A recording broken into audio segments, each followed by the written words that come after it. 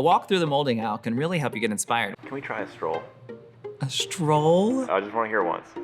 Candlelit stroll through the molding aisle. A stroll through the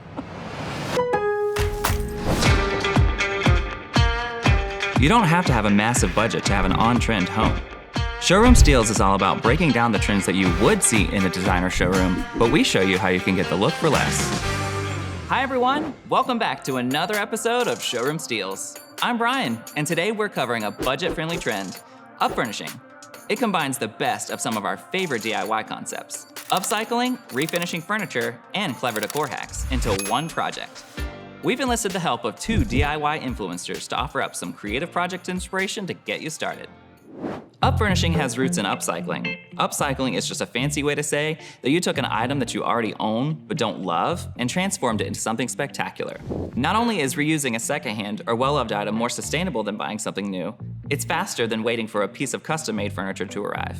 And it's an affordable way to decorate your home. Plus, it creates a one-of-a-kind decor piece, and you did it yourself. Our first project is from Emily Rayna Designs. Emily specializes in budget-friendly DIYs.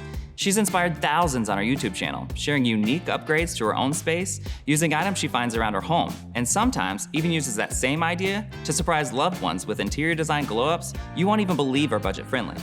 So today, we are going to dupe the look of this, or just anything of this style, really. So today, my goal is to create something similar to that, but a lot easier and budget-friendly. The material that we're actually going to be using to create this DIY is a bread box, or actually 2 bread boxes. So basically, my idea is to rotate the box and put the other side together so that way the rounded side is on the outside, similar to how these furniture pieces look. I want to do some quicker upgrades to it as well, like switching out the hardware and a few other things. But basically what I want to do is attach them to the wall so I have a nice little floating console. So let's head over to Lowe's now to pick out some supplies for this project.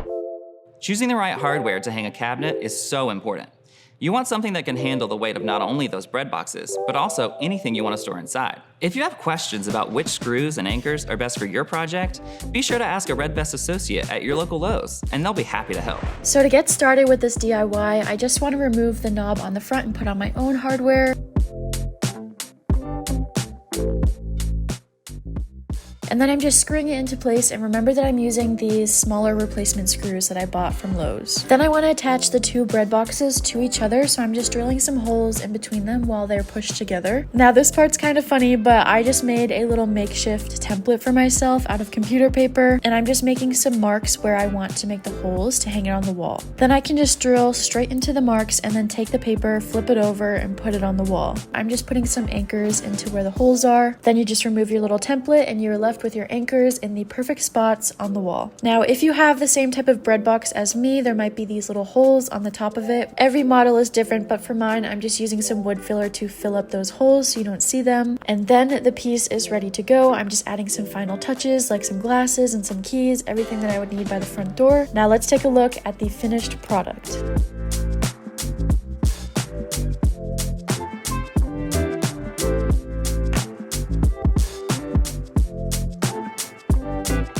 There's something relaxing about modern design.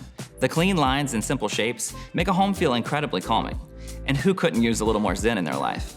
The trick to making minimalism feel inviting is to embrace texture and warm colors. Emily's entryway cabinet DIY nails it with its simple rounded shape and a warm natural wood finish. The fluted detail creates visual interest and adds a touch of texture to the subdued shape. From a practical angle, the sliding doors on the cabinet hide all your essentials and keep your entryway from feeling cluttered. Replacing hardware is another quick and easy way to make an inexpensive piece of furniture stand out. Lowe's has plenty of affordable decorative knobs in different shapes, colors, and finishes. Try this trick out on other pieces like side tables, sideboards, or a nightstand. Our next DIY influencer, Wayna of Wayna World, is always able to turn an ordinary home decor item into something incredible.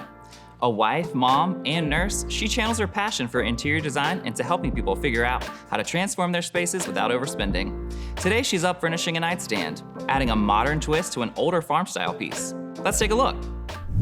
Hi, my name is Wayna and I make rental-friendly interior design videos. The inspiration piece was $6.99 and I made this for $250. first thing that I did was remove the top of this old nightstand. Next, I removed the legs by using my jigsaw by DeWalt. I repurposed the top of the nightstand for the bottom, and then I added wood on the sides as well as the top. And I got these really nice trendy legs from Lowe's to complete the base of the look. So all you're gonna do is take the can of paint and set it in the corner, and then you take a marker and you mark it and then just color it in. That way you can see the new shape of the drawer. Once the doors were attached, then I added this cove molding to give it that detailed look.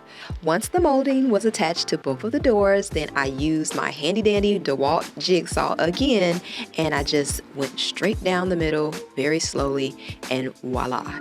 Once everything was painted, then I moved to the legs, spray painted the bottom of those gold, and then I moved on to the hardware. I am using electrical tape and a little paint. So let's revisit what this piece used to look like before the upcycle. And this is what it looks like now.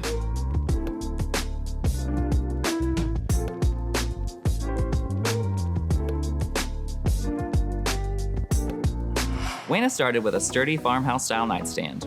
While the two drawers were meeting her storage needs, the overall look wasn't fitting in with her modern aesthetic. By using the existing nightstand as a base, Wayna built a brand new exterior using plywood and glossy black paint, and even added a fluted detail to the drawers by attaching inexpensive pieces of quarter-round molding in tight rows. After adding a little more paint and some new hardware, this ordinary piece of furniture looks high-end and on-trend. Molding and decorative wood accents can easily be added to your existing furniture, like we saw Wayna do. They add depth, texture, and luxe-looking details that bring a DIY project to the next level. Just remember to fill in any nail holes and gaps between the new molding and the existing piece of furniture, using a flexible sealant before you paint. A walk through the molding aisle can help you get inspired when you see how many options there are. Looking to make a bigger impact in just a few hours? Check out this Upfurnishing project from The Weekender, one of our other series. This old dresser was completely transformed with peel and stick wallpaper. Start by removing the hardware from each drawer. Then simply trace and cut the paper to fit the drawer fronts. Cut out the shape, peel, and carefully stick to the dresser front. Starting from one side of the drawer and working your way over, use a credit card or gift card to smooth out any air bubbles. If there's an excess on any side, use a utility knife to trim. Using the existing holes for the hardware as a guide, gently puncture the paper to create a small hole for the hardware and screws to reattach. Even faster than painting, peel and stick wallpaper can add a pattern and texture to any plain old piece of furniture. And that's it! Now you're an Upfurnishing expert. Let us know in the comments which project you can't wait to try, and be sure to subscribe to our channel and tune in for more showroom stopping, design, and DIY ideas. Bye! I'm talking right now. This is what I'm doing. I'm talking. I have a lot of clothes on today.